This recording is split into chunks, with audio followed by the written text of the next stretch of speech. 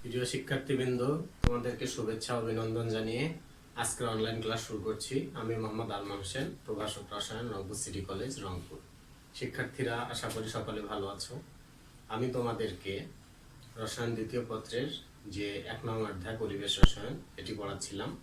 আজকে আমি তোমাদেরকে শেখাবো অ্যাভোগাড্রো সূত্র।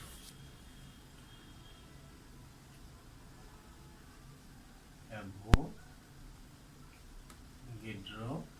সূত্র।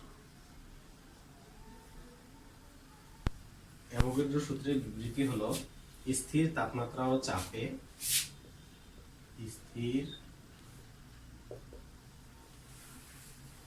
তাপমাত্রা ও চাপে সম আয়তন বিশিষ্ট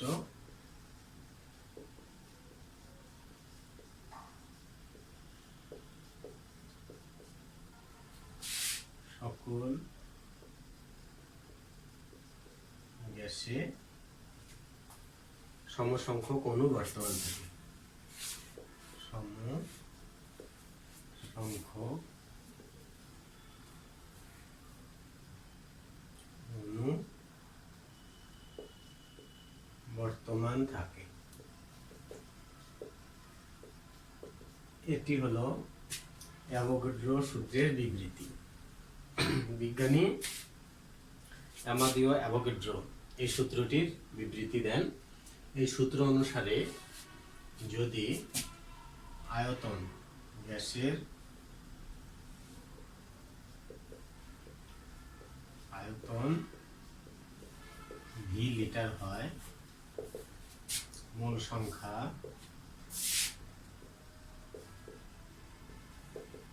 এন, তাহলে এই সূত্র অনুসারে আমরা বলতে পারি ভি সমানুপাতিক এন। এটি হলো অ্যাভোগাড্রো সূত্রের গাণিতিক রূপ। যখন টি ও পি স্থির, এটি হলো অ্যাভোগাড্রো সূত্রের গাণিতিক রূপ। শিক্ষার্থীরা তোমরা ইতিমধ্যেই জানো যে স্থির তাপমাত্রা ও চাপে সমায়তন বিশিষ্ট সকল গ্যাসে সমসংখ্যক অণু বা পরমাণু বর্তমান থাকে। তো এই যে সংখ্যা সমসংখ্যক, এটি একটি ধ্রুব সংখ্যা। এটি একটি ধ্রুব সংখ্যা। তাহলে অ্যাভোগাড্রো যে সংখ্যাটি রয়েছে, এই সংখ্যাটি একটি ধ্রুব সংখ্যা। একে ক্যাপিটাল এন এটি দ্বারা প্রকাশ করা হয়ে থাকে। এর একটি মান রয়েছে 6.023 ইন্টু 10⁻23। এই মানটি তোমাদের সকলের কাছেই, সায়েন্সের স্টুডেন্ট যারা আছো সকলের কাছেই মোটামুটি পরিচিত। এটি হলো অ্যাভোগাড্রো সংখ্যা, অর্থাৎ স্থির তাপমাত্রা এবং চাপে সম আয়তন বিশিষ্ট। এখানে সম আয়তন বলতে আমরা মোলার আয়তনকে বুঝাবো, যে V equal 22.4 DM cube. DM cube বা লিটার এটা আমরা বলতে পারি। যে এটি হলো মোলার আয়তন, 22.4 লিটার বিশিষ্ট যে কোনো গ্যাসে স্থির তাপমাত্রা এবং চাপে অণুর সংখ্যা 6.023 ইন্টু 10⁻23 তো এটিকে আমরা বলবো মোলার আয়তন। অর্থাৎ এক মোলে অণুর সংখ্যা অ্যাভোগাড্রো সংখ্যক। আবার আমরা বলতে পারি এক মোল যে কোনো গ্যাসের আয়তন 22.4 ডিএম কিউব বা লিটার। এই 22.4 ডিএম কিউব বা লিটার আয়তন বিশিষ্ট গ্যাসে 6.02 ইন্টু 10⁻23 সংখ্যক অণু রয়েছে। এটি হলো অ্যাভোগাড্রো সূত্র। বয়েল চার্লস ও অ্যাভোগাড্রো সূত্রের সমন্বয়।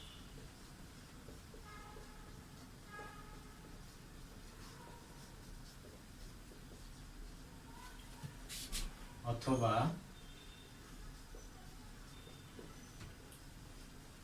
আদর্শ গ্যাসের অবস্থার সমীকরণ। তাহলে এটি তোমাদেরকে এটি বয়েল চার্লস অ্যাভোগাড্রো সূত্রের সমন্বয়। এটি একটা প্রতিপাদনও বলতে পারো। আর এই প্রতিপাদনের মাধ্যমে আমরা যে সমীকরণটি পাবো সেই সমীকরণটিকে আমরা বলবো আদর্শ গ্যাসের অবস্থার সমীকরণ। তাহলে প্রথমেই 1 নম্বরে যেটা তোমাদের লিখতে হবে যে বয়েলের সূত্র। বয়েলের সূত্র, এটির বিবৃতি তোমাদের লিখতে হবে। বিবৃতি বিবৃতি লিখে এর গাণিতিক রূপ, গাণিতিক রূপ v proportional to 1/t যখন t স্থির। 2 নম্বরে চার্লসের সূত্র।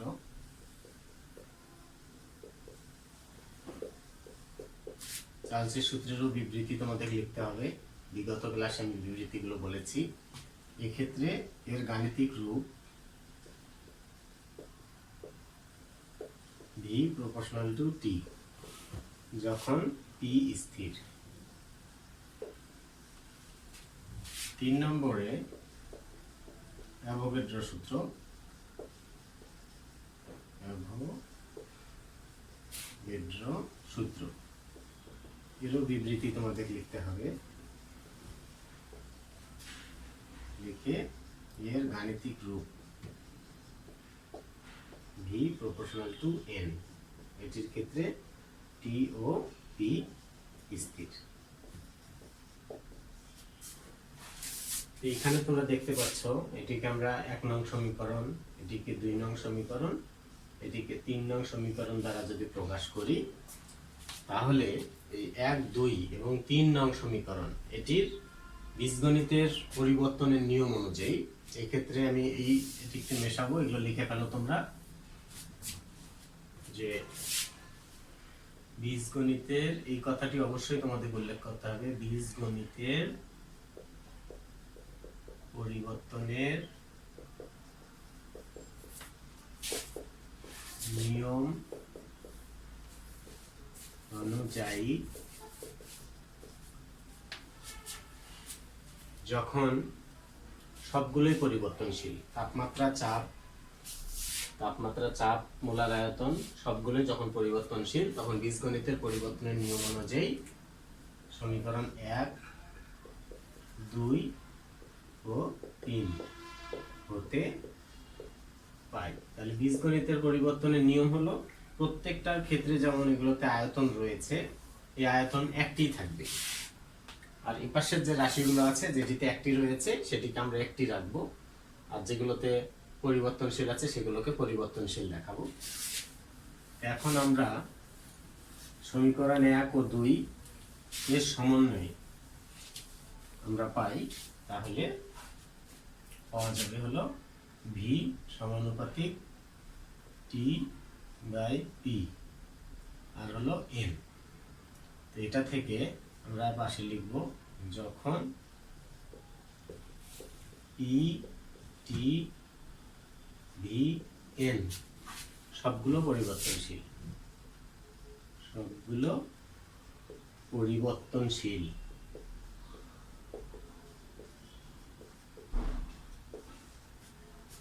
তাহলে এটা থেকে আমরা লিখতে পারি p v equal n k t by p। এখানে k এটি হলো সমানুপাতিক ধ্রুবক বা pv equal n k t। তাহলে সমীকরণ এটি আসলো। তাহলে এটার ক্ষেত্রে যে কে রয়েছে, কে এটি হলো একটা সমানুপাতিক ধ্রুবক। তো যে কোনো গ্যাসের 1 মোল যে কোনো গ্যাসের ক্ষেত্রে, যে কোনো গ্যাসের ক্ষেত্রে কে এর মান সমান,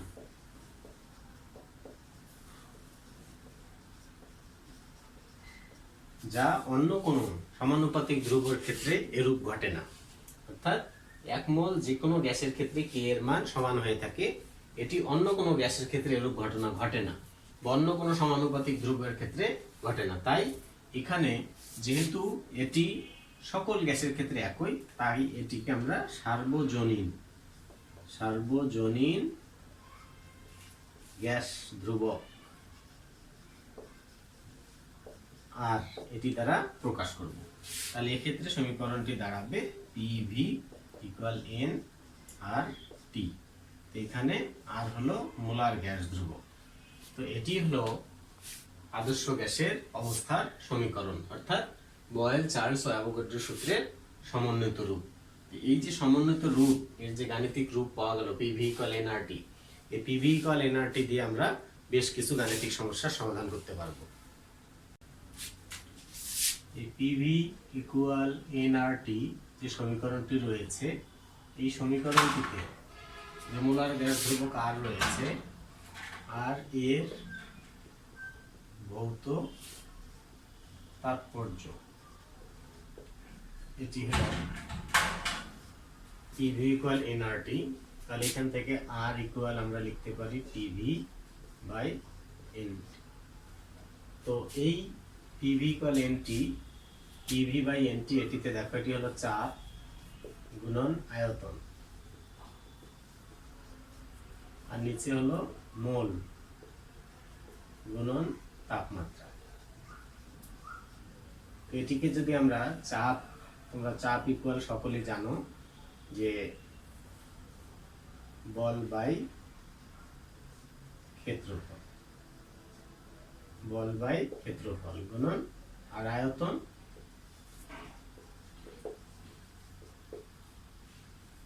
আর নিচে রয়েছে মোল গুণন তাপমাত্রা।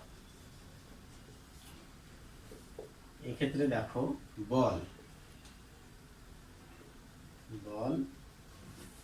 এখানে ক্ষেত্রফলের মাত্রা হলো দৈর্ঘ্য স্কয়ার, আয়তনের মাত্রা হলো দৈর্ঘ্য কিউব। তাহলে এখান থেকে দৈর্ঘ্য স্কয়ার দৈর্ঘ্য কিউব হিসাব করলে শুধু পাবো আমরা দৈর্ঘ্য, আর নিচে পাবো হলো মোল গুণন তাপমাত্রা। তাহলে তোমরা সকলে জানো বল গুণন দৈর্ঘ্য এটি ইকুয়াল হলো কাজ ভাগ মোল গুণন তাপমাত্রা। তাহলে এটি থেকে কি লিখতে পারি, আমরা জানি কাজের একক জুল পার মোল পার কেলভিন। তাহলে এটি হলো আর এর ভৌত তাৎপর্য, অর্থাৎ 1 কেলভিন তাপমাত্রা বৃদ্ধির জন্য প্রতি মোল আদর্শ গ্যাস থেকে যে পরিমাণ তাপ শক্তি পাওয়া যায় তার মান আর এর সমান। এটি হলো আর এর ভৌত তাৎপর্য। আমি আবার বলছি যে 1 কেলভিন কোনো গ্যাসের তাপমাত্রা 1 কেলভিন বৃদ্ধির জন্য প্রতি মোল আদর্শ গ্যাস থেকে যে পরিমাণ কাজ বা শক্তি পাওয়া যায় তা মোলার গ্যাস ধ্রুবক আর এর সমান। এটি হলো আর এর ভৌত তাৎপর্য। এখন আর এর বিভিন্ন এককে এর মান রয়েছে। আর এর বিভিন্ন এককে মান। তো শিক্ষার্থীরা তোমরা দেখতেই পাচ্ছ যে আর মোলার গ্যাস ধ্রুবক আর এর যে সমীকরণ পিভি ইকুয়াল এনআরটি, এই সমীকরণ থেকে বিভিন্ন এককে আর এর মান আমরা বের করতে পারি। 1 নম্বরে লিটার বায়ুমণ্ডলীয় চাপ এককে। তোমরা জানো লিটার এককে আয়তনকে আমরা লিখতে পারি 22.4 লিটার, আর চাপ হবে 1 অ্যাটমসফিয়ার অর্থাৎ বায়ুমণ্ডলীয় চাপ, n ইকুয়াল 1 মোল, আর টি হলো 0 ডিগ্রি সেলসিয়াস বা 273 কেলভিন।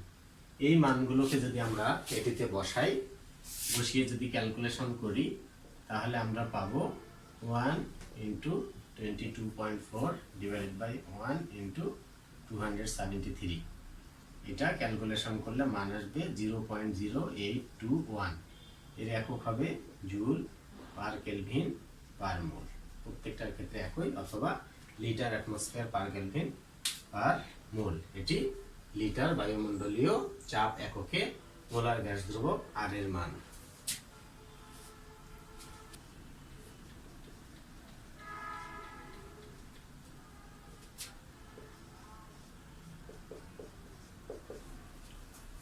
লিটার বায়ুমণ্ডলীয় চাপ এককে যে মোলার গ্যাস ধ্রুবক আর এর মান আমি হিসাব করে দেখলাম যে 0.0821 লিটার অ্যাটমসফিয়ার পার মোল পার কেলভিন। অনুরূপভাবে এসআই এককে যদি তোমরা এগুলো পাঠ্যপুস্তকে তোমাদের সুন্দর করে দেয়া আছে, তোমরা খেয়াল করবে, তোমাদের বই এটা দেয়া আছে। আমি জাস্ট শুধু মানটা এখানে উল্লেখ করলাম, গাণিতিক সমস্যাগুলো সমাধান করার ক্ষেত্রে এগুলো লাগবে। এসআই এককে 8.314 জুল পার মোল পার কেলভিন, আর সিজিএস এককে মোলার গ্যাস ধ্রুবক আর এর মান হলো 8.314 ইন্টু 10⁷ আর পার মোল পার কেলভিন। তো এই মানগুলো তোমাদের যে আদর্শ গ্যাস সমীকরণ অর্থাৎ পিভি ইকুয়াল এনআরটি সম্পর্কিত যে গাণিতিক সমস্যাগুলো রয়েছে, এই গাণিতিক সমস্যাগুলো সমাধানের ক্ষেত্রে বিভিন্ন সময় এই মানগুলো ব্যবহার হবে। তাই তোমাদেরকে এই মানগুলোকে মুখস্থ রাখতে হবে, তাহলে গাণিতিক সমস্যাগুলো সঠিকভাবে করতে পারবে। আর এই মানগুলো যদি তোমরা ভুল করে ফেলো, তাহলে তোমাদের যে ক্যালকুলেশন, তোমাদের যে হিসাব নিকাশ, এটি ভুল ধরা হবে, সেক্ষেত্রে তোমরা মার্কস পাবে না। পিভি ইকুয়াল এনআরটি যে সমীকরণটি রয়েছে, এই সমীকরণটির আমরা অঙ্ক করার সময় বিভিন্ন রূপ আমরা পেয়ে থাকবো। এক্ষেত্রে তোমরা খেয়াল করো যে পিভি ইকুয়াল এনআরটি, এটিকে এন মূল সংখ্যা, এর পরিবর্তে এন ইকুয়াল লেখা যায় হলো W/m, এটি হলো মূল সংখ্যা। তাহলে এন এর পরিবর্তে W/m অর্থাৎ গ্যাসের ভর ভাগ ওই গ্যাসটির আণবিক ভর গুণন RT, এই সমীকরণ এটার একটি রূপ। আবার এটি থেকে আমরা এই এমটাকে এদিকে নিয়ে এসে ভিটাকে এখানে বসালাম, তাহলে লেখা যায় W/v RT। এখানে W/v ইকুয়াল হলো গ্যাসের ঘনত্ব, D ইকুয়াল W/v ইকুয়াল হলো ঘনত্ব। তাহলে এটিও একটি এই সমীকরণটির আরেকটি রূপ, Pm ইকুয়াল DRT। আবার এখান থেকে যদি ঘনত্বটাকে আমরা পৃথক করে দিই, তাহলে হবে Pm/RT। তাহলে এই তিনটি রূপ বা চারটি রূপে এই সমীকরণটিকে আমরা বিভিন্ন সময় গাণিতিক সমস্যাগুলো সমাধানের ক্ষেত্রে আমরা ব্যবহার করে থাকব। তাহলে পিভি ইকুয়াল এনআরটি এই সূত্র, এরূপ সূত্রের যে বেশ কিছু গাণিতিক সমস্যা তোমাদের টেক্সট বইয়ে রয়েছে, এগুলো সমাধানের চেষ্টা করতে হবে। এই সূত্র ভিত্তিক আমি দুই একটি অঙ্ক তোমাদেরকে দেখানোর চেষ্টা করব। একটি গাণিতিক সমস্যা আমি লিখব, এটি একটি পাত্রে গ্যাসের ঘনত্ব নির্ণয় কর। এরূপ একটি গাণিতিক সমস্যা রয়েছে যে একটি পাত্রে 35 ডিগ্রি সেলসিয়াস তাপমাত্রায় ও 1.05 অ্যাটমসফিয়ার চাপে কিছু পরিমাণ কার্বন ডাই অক্সাইড রক্ষিত আছে, গ্যাসের ঘনত্ব নির্ণয় করো।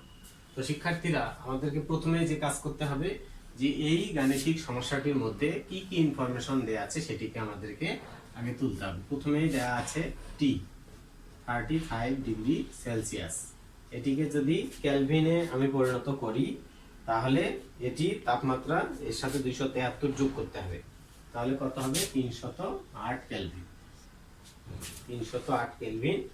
তারপর এখানে M কার্বন ডাই অক্সাইডের আণবিক ভর হলো 44। তারপর চাপ রয়েছে P ইকুয়াল 1.05 atm। বের করতে হবে ঘনত্ব D ইকুয়াল হোয়াট। তাহলে শিক্ষার্থীরা, আমাদের এখানে যে জিনিসটা দরকার সেটা হলো যে এক্ষেত্রে মোলার গ্যাস ধ্রুবক R লাগবে। R ইকুয়াল হলো, যেহেতু এক্ষেত্রে চাপ অ্যাটমসফিয়ার এককে আছে, অ্যাটমসফিয়ার এককে থাকলে লিটার অ্যাটমসফিয়ার এককে এর মান হবে 0.0821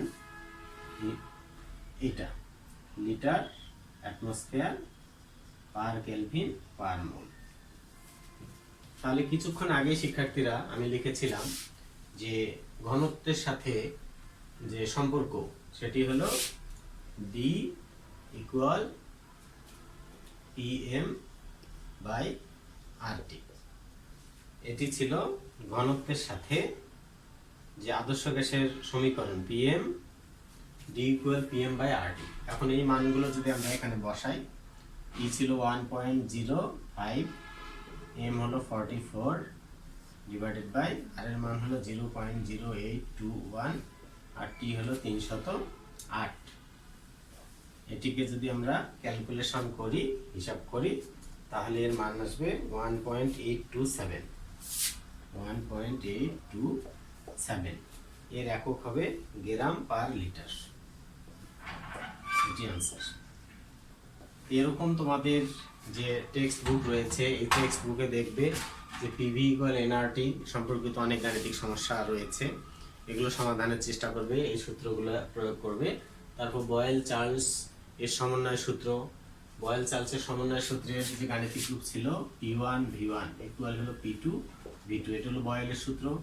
বয়েল ও চার্লসের সমন্বয় সূত্র P1 V1 by T1 equal P2 V2 by T2। তারপর বয়েল চার্লস অ্যাভোগাড্রো সূত্রের যে সমন্বিত রূপ পি ভি ইকুয়াল এনআরটি, এই সূত্রগুলো ব্যবহার করে বিভিন্ন ধরনের গাণিতিক সমস্যা রয়েছে, এগুলো সমাধান করার চেষ্টা করবে। তো শিক্ষার্থীরা, আশা করি তোমরা আজকের ক্লাস বুঝতে পেরেছো। তোমরা অযথা সময় নষ্ট না করে তোমার বাসায় বসে এই সূত্রভিত্তিক যে গাণিতিক সমস্যাগুলো রয়েছে তোমাদের টেক্সট বুকে, এগুলো সমাধান করার চেষ্টা করবে। আর যদি গাণিতিক সমস্যা সমাধানে কোনো সমস্যা তোমাদের মনে হয়, সেক্ষেত্রে আমার সঙ্গে যোগাযোগ করবে। তোমরা ফোনও করতে পারো, আমাকে ফোন করেও সমস্যার সমাধান করতে পারো, আবার ক্লাসে তোমরা কমেন্ট করেও জানতে পারো। তো শিক্ষার্থীরা, আজকে পর্যন্ত সকলের সুস্বাস্থ্য ও মঙ্গল কামনা করে আজকে বিদায় নিচ্ছি। আল্লাহ হাফেজ।